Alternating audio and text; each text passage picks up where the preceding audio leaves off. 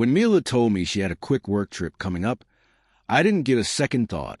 Traveling was normal for her line of work. Marketing conferences, networking dinners, endless presentations. We'd been married for 12 years, raising 2 kids together. Liam, who had just turned 8, and little Ava, who still mixed up her alphabet.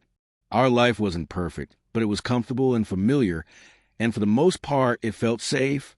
But this time, something was off from the second she mentioned it. She wouldn't meet my eyes. Her voice sounded strangely cheerful, almost like she had rehearsed her lines.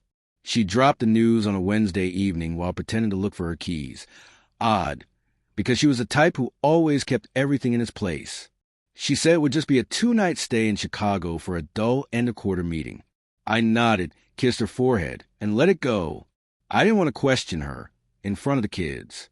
I also didn't want to acknowledge the small, tight knot forming in my chest. She packed faster than usual. She got ready as if she were going somewhere important, not a boring conference. She hugged the kids a little too long, and when she hugged me, her hands trembled. I didn't ask anything. Not then. The next day, after dropping the kids at school, I swung by her office to return a charger she'd forgotten.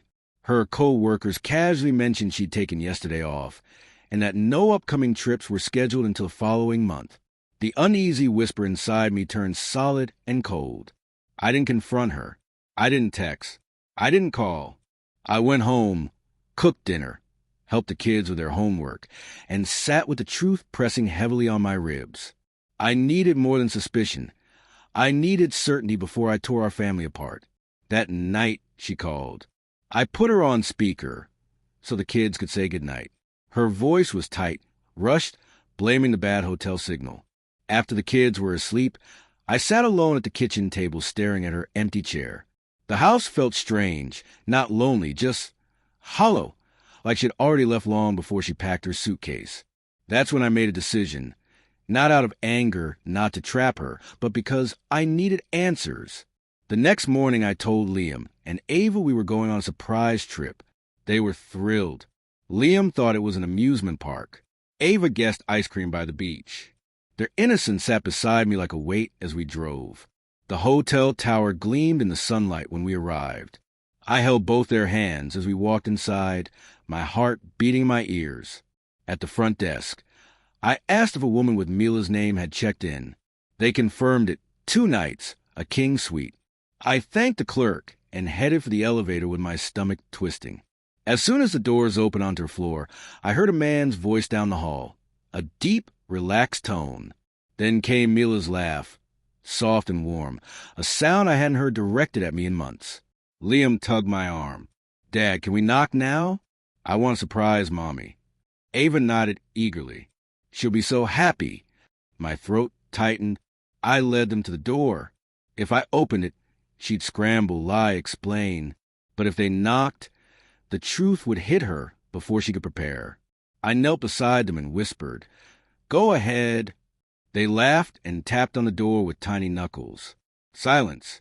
Then the click of the lock. The door swung open, and everything I had feared stared right back at me. Mila stood there with a loosely tied robe, hair messy, cheeks flushed, and shock washing over her face. For a moment, she smiled instinctively at Liam and Ava. Then her expression collapsed when she saw me standing behind them. Liam ran into her arms. Ava hugged her waist. "We surprised you, Mommy.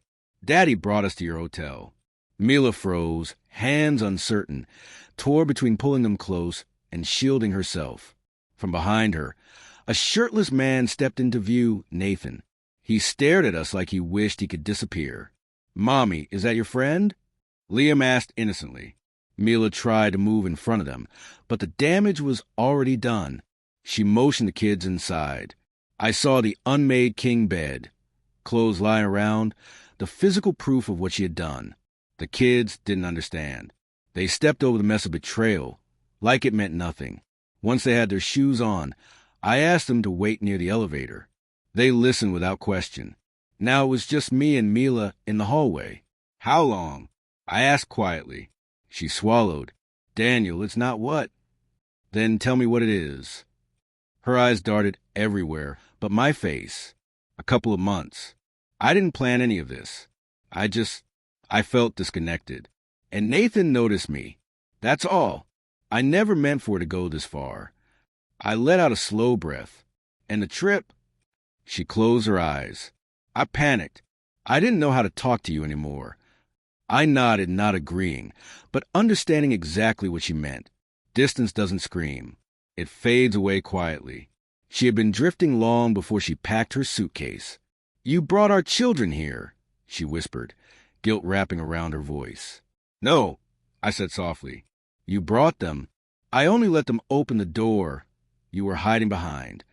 Her face crumpled. Mila, I said, this isn't ending because you cheated. It's ending because you abandoned us long before I walked down this hallway. She opened her mouth, then closed it again. No excuses left. She asked in a trembling voice, what about the kids? We'll co-parent, I said calmly. We'll be respectful. We'll give them stability. But I can't rebuild something alone. Her eyes filled, but she didn't let the tears fall. She wasn't cruel. She wasn't heartless. Just someone who walked away from a burning house and didn't look back. I turned toward Liam and Ava waiting by the elevator. They were smiling and counting the lights above them. Ready to go home? I asked. They both nodded. As the elevator door slid shut, Mila stood alone in the hallway, arms wrapped around herself, whispering my name like a fading plea. I didn't look back. Some endings aren't born from anger. They're born from truth. And once you see the truth clearly, there's no going back into the dark.